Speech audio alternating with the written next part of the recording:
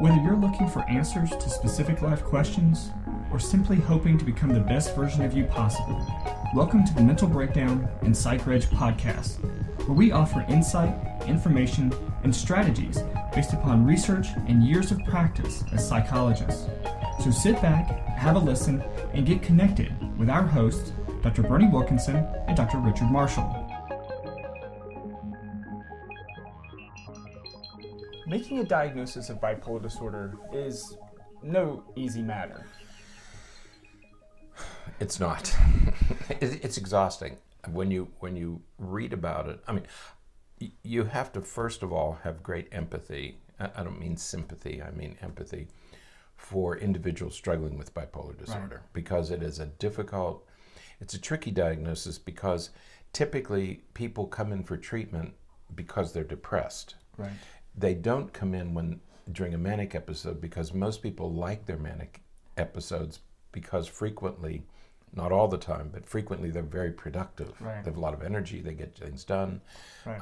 They feel like they don't need a lot of sleep, and it feels like, oh, this is great. I can catch up on anything. Mm-hmm. It doesn't feel like an illness to them. Right. And so the diagnostician, the person they're seeing, has to be very careful that when a person comes in with depression, is it depression or is it bipolar disorder? Right. And if they do come in during a manic episode, right, it's usually because it's mandated or ordered, it's court-ordered, or it's because of or under hospital threat. Reasons, right? That's right. Because of danger to oneself or others. Or the family is insisting because there's been a huge shopping spree, right, or buying spree, or right, something very bizarre or unusual, right, has happened. So yes, you're right. The manic phase is usually under duress. Right. Okay. So when it comes to making a diagnosis, mm-hmm, of bipolar disorder, there's a couple things that we have to keep, right, in mind. As is always the case, mm-hmm, we talked about this earlier this week. There's no blood test, right, for bipolar disorder, despite the fact that everybody wants to refer to it as a chemical imbalance. Right. There are no chemicals that you can assess to, right, say, those chemicals, mm-hmm, are out of balance, so it must be bipolar disorder. Right. That doesn't happen, can't happen. Right. The chemicals people are referring to when it comes to that aren't measurable. I mean, you can't, right, really measure with any real reliability, brain serotonin levels. Right. You can do some things to get some estimates and some ideas about how everything's working up there, but there's not a blood test for that. But if you have low serotonin, you could have unipolar, right, depression or bipolar depression, so exactly, it's not a diagnostic marker. Right. So there's no chemical or blood test or any analysis, chemical analysis that you can do, right, that will say, oh yes, this is bipolar disorder. There are no markers. Right. So with that, we're sort of left with ruling out other medical issues that, mm-hmm, could mimic or right, resemble symptoms of bipolar disorder. Thyroid issues, right, is one example. Issues with hypothyroidism, but, mm-hmm, also hyperthyroidism can result, right, in symptoms, consistent with either depressive or manic episode. Right.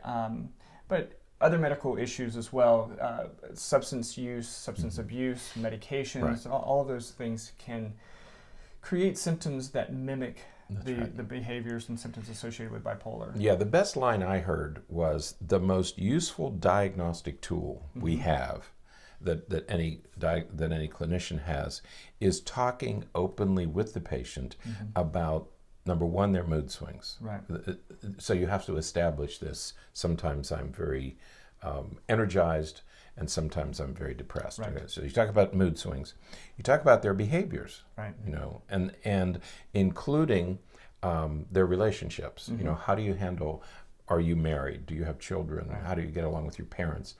So there's all those behavioral issues, and then finally, lifestyle habits. Mm-hmm. How do you sleep? How do you eating? Do you exercise? Right. Those sorts of healthy lifestyle habits.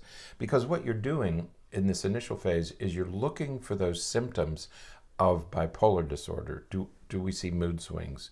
Do we see dysfunctional relationships? All those. So you're trying to find those symptoms, mm-hmm, that we associate with bipolar disorder.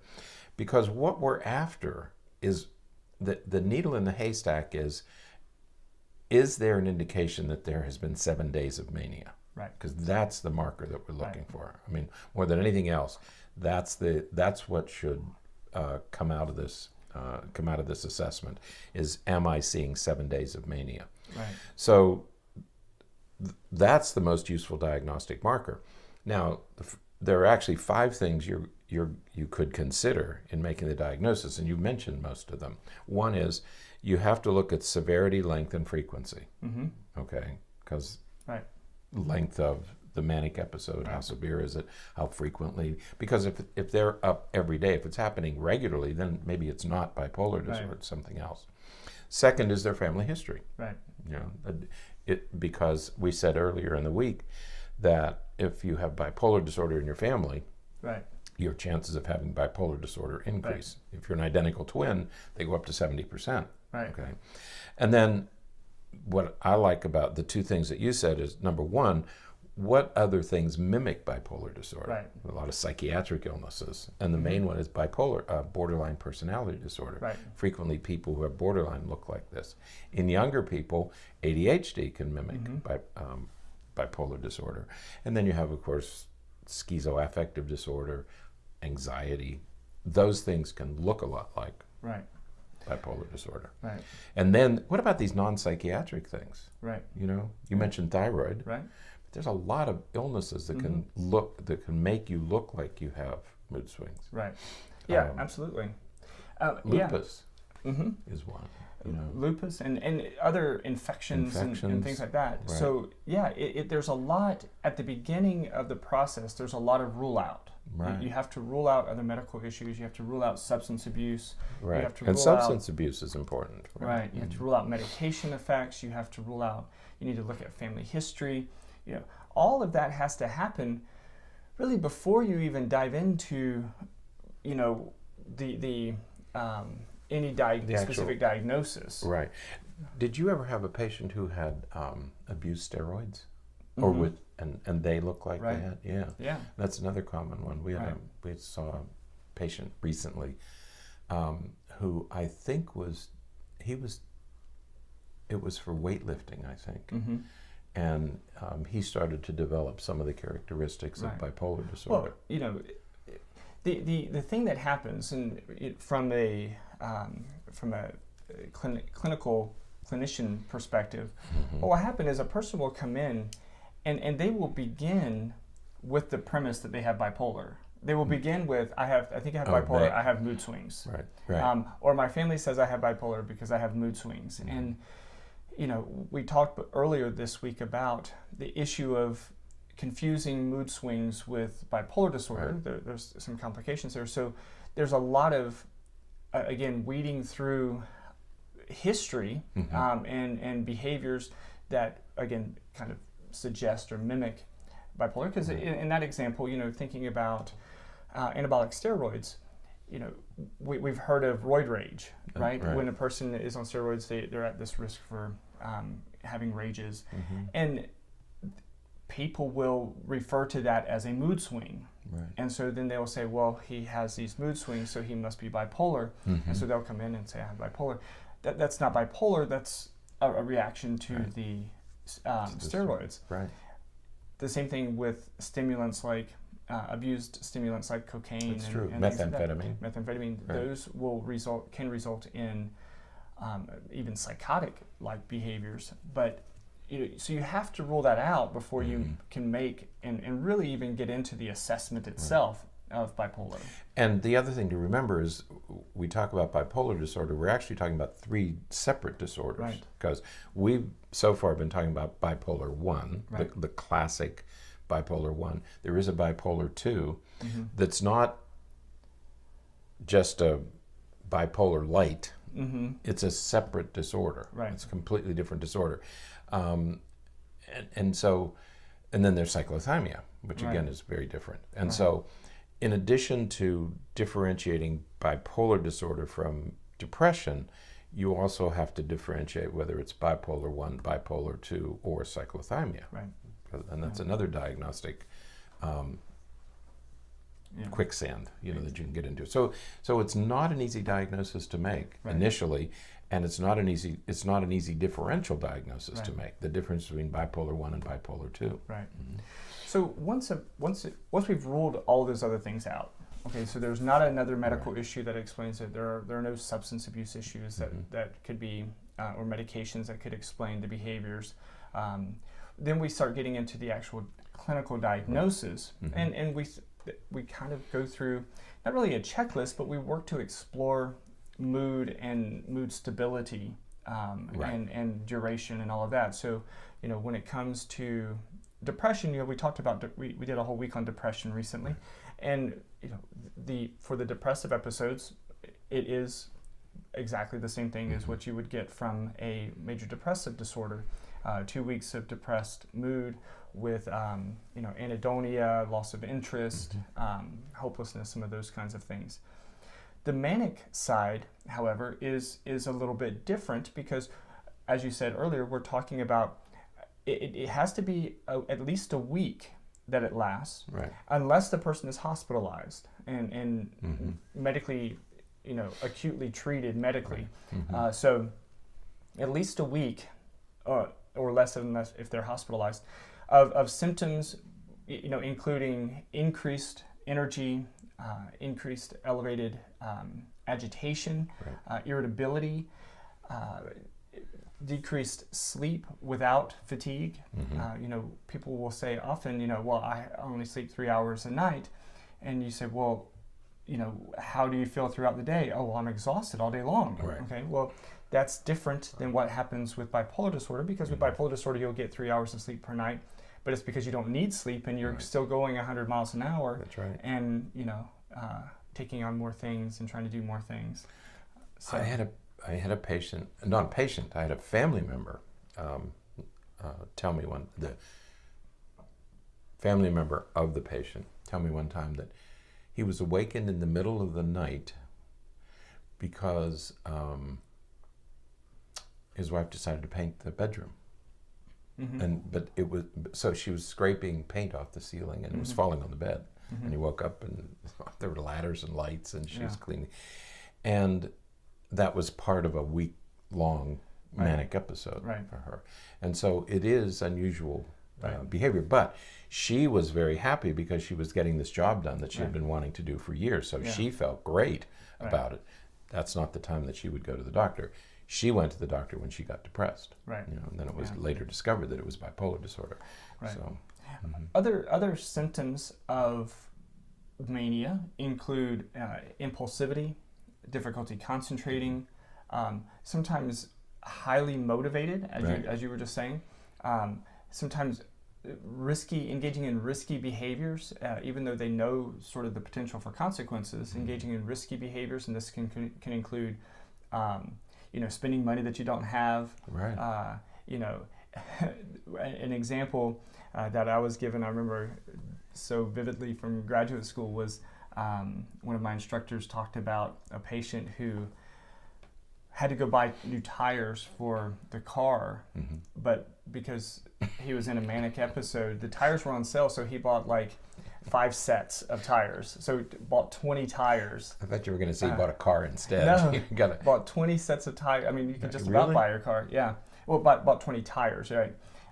Because they were on sale and they were good tires, and they were on sale. So. And it was part of a manic episode. Right. Yeah. Sometimes that includes hypersexuality. Right. That's right. We haven't talked about that. So being very provocative and very flamboyant seductive in behaviors. So all of these behaviors could be are associated with a manic episode. And again, if the person has those symptoms for at least a week, and there's an impairment in functioning, because remember the difference between hypomania and mania is with hypomania, you have some of those symptoms, but it doesn't really impair functioning all that much. The person is still going to work, they're still getting things done, they're not quite at the point where they're dysfunctional, for lack of a better where you see this with exercise. You get people who start to exercise excessively. Not to the point of exhaustion, but they're so worked up that they're going to, and they start exercising and exercising and exercising. That could be hypomania. It's not that they go to Bali to exercise. That's probably mania. Right. But they start to exercise. But it's important to distinguish with hypomania. We mentioned length and intensity and duration. With hypomania, it's about 4 days, 3 or 4 days, so it's shorter duration, but it's also far less intensive. Right.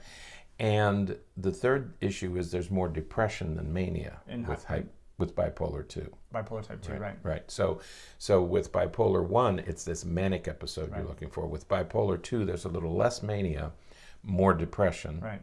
And cyclothymia is back and forth. Right. Okay, you have, is it fair to say, equal amounts of mania and depression? Right, and they're lower levels, but over a longer period of time. Lower levels of both, stretched over a long and less intensity, and stretched over a longer period of time. Right. Okay. Yeah. And so that's why the issues of severity, length, and frequency are very, very, they're critical. Those are the three critical factors here with this. Right. When you are trying to make the differential diagnosis between the three types of bipolar. Yeah, and with that, you're looking at the manic symptoms. Right. So it's, there's a lot of interviewing, there's a lot of questioning that has to take place with this. Right. And many times the family needs to be interviewed because depending on the state of the person at the time, if a person is in the midst of a manic episode, they're not going to necessarily, or even a depressive episode, they're not necessarily going to be the best historian. Right. They're not going to tell their biography very well. So we need to talk to somebody else who has seen this and sort of witnessed some of these behaviors so that we can get a better idea, simply to make sure that we get adequate information to make the correct diagnosis. Tomorrow we're going to talk about treatment, and one of the things we're going to talk about with treatment is the consequences of getting it wrong. If a person has bipolar disorder, but we don't do a very good evaluation, or the person hasn't had a manic episode yet, we talked about that earlier this week, and the person is then diagnosed as depressive, and given an antidepressant, the person is not going to necessarily respond very well to that medication and could potentially trigger a manic episode. They may respond badly, because it could trigger a manic. You suppress the depression, out pops the mania. Right. Yeah. So it's critical that the diagnosis is made correctly. Right. But that's going to require a lot of information, and it's a limitation, I think, in our current healthcare system because we are. It is necessary for us to make a diagnosis at a first session, at an initial session, even though we've only spent maybe 45 minutes to an hour with someone, and we have to make a diagnosis at that time. It makes it very difficult. And we are going to talk about treatment tomorrow, and one of the important components of treatment is family-focused therapy. You need to get the family involved. Well, the problem is that if you're over 18, you don't have to allow anybody in the room, and patient. You can keep your family completely in the dark if you choose to. Okay, during the diagnosis and even after treatment is recommended, and so it's a conundrum that we're in because there are times when we can't get the family involved. The patient won't permit it. And that's a huge liability. Absolutely. Yeah. So. But we'll talk about that. Talk about treatment tomorrow. So, all right. So the bottom line with assessment is again another clinical diagnosis requires a lot of time and interviewing and detailed questions, and oftentimes information from other sources. Right. So, all right. That is it for today. Then until next time, stay happy, stay healthy, and forget to be afraid. Thanks for sharing this episode of the Mental Breakdown and Psychreg podcast. Be sure to check out the show notes for links to follow us on Twitter and subscribe to our YouTube channel, where you will find all of our previous podcasts and much more.